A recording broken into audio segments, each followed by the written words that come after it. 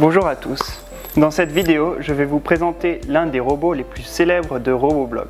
Je parle évidemment du Q-Scout. Le Q-Scout, c'est un robot destiné aux enfants de 6 à 10 ans. Lorsque vos enfants recevront ce robot, ils vont devoir construire ce robot de A à Z.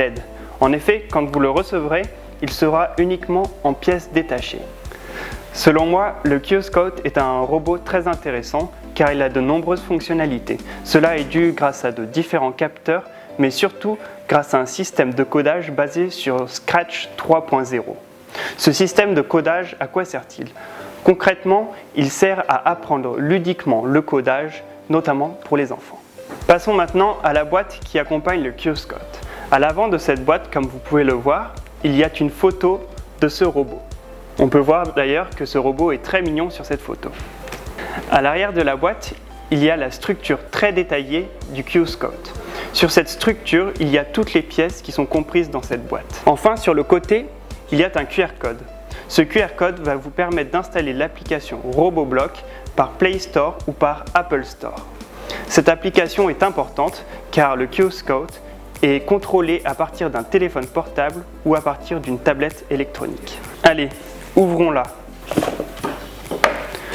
Comme vous pouvez le voir, la boîte donne une première impression très futuriste. Quand on l'ouvre, nous tombons directement sur un petit schéma du Q-Scout, toujours aussi mignon, et de la notice d'utilisation.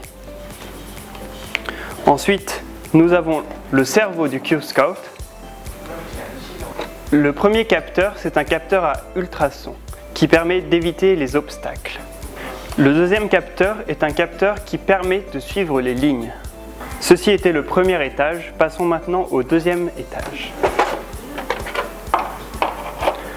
Dans le deuxième étage, nous avons beaucoup d'éléments. Il y a la partie avant du Q-Scout avec sa bouche, la structure du Q-Scout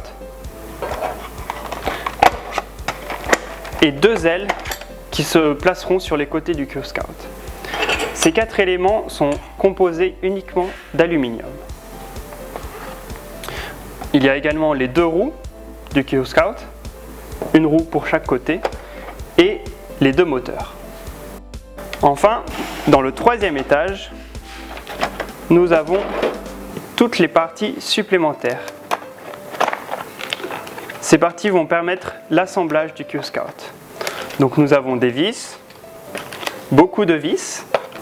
Il y a un câble très spécial adapté au Q-Scout. La partie qui va accueillir la batterie. Le tournevis avec une petite clé à molette. On remarquera que le tournevis est aux couleurs de Roboblox. Et des câbles. Maintenant que nous avons déballé toutes les pièces, je vais construire le Q-Scout. On se retrouve tout de suite après pour vous montrer le résultat. Et voilà, c'est terminé. Alors, pour faire fonctionner le Q-Scout, vous pouvez utiliser 6 piles AAA. Mais la solution la plus écologique que Roboblox propose, c'est une batterie que vous pouvez trouver dans la boutique Roboblox. Je vais utiliser la batterie Roboblox pour faire fonctionner le Q-Scout. J'insère la batterie par l'arrière du Q-Scout, je la branche et je n'oublie pas de mettre le Q-Scout sur On. Une fois fait, les lumières s'allument et un petit bip signale que le Q-Scout est bien en marche. Pour connecter le Q-Scout à votre téléphone ou à votre tablette électronique, il faut tout d'abord activer le Bluetooth, ouvrir l'application Roboblox, cliquer sur le Q-Scout, cliquez une deuxième fois sur le Q-Scout et enfin appuyez sur le symbole Bluetooth pour vous connecter. La connexion se lance et vous tombez sur un joystick et quelques boutons. Je vous fais une petite démonstration.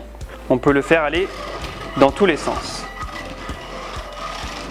Et comme vous voyez, le Q-Scout est très sensible. Vous pouvez également le faire klaxonner, lui faire allumer ses phares et lui faire allumer les LED sur le dessus. La deuxième fonctionnalité du Q-Scout est qu'il peut éviter les obstacles. Cela marche grâce à ses yeux qui sont dotés de capteurs à ultrasons. Je vous fais un exemple avec mes mains comme obstacle. C'est parti. Le Q-Scout peut également jouer de la musique. Pour cela, il se base sur un piano. Vous pouvez vous-même jouer au piano ou bien vous pouvez lui faire jouer des musiques pré-enregistrées. Par exemple, Frère Jacques. La quatrième fonctionnalité est un peu plus avancée. Ça s'appelle le mode patrouille. Le mode patrouille, c'est la raison pour laquelle nous avons mis cette ligne noire sur la table. Pendant le mode patrouille, Kobo va suivre cette ligne noire sans nos indications. Je vous fais un exemple.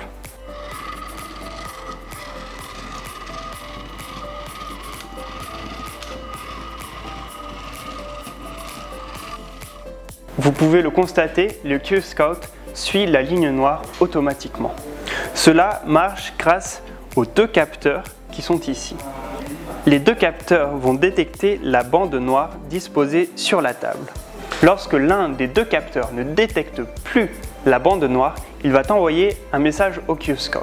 Ce message va dire au Q-Scout de tourner légèrement sur le côté opposé.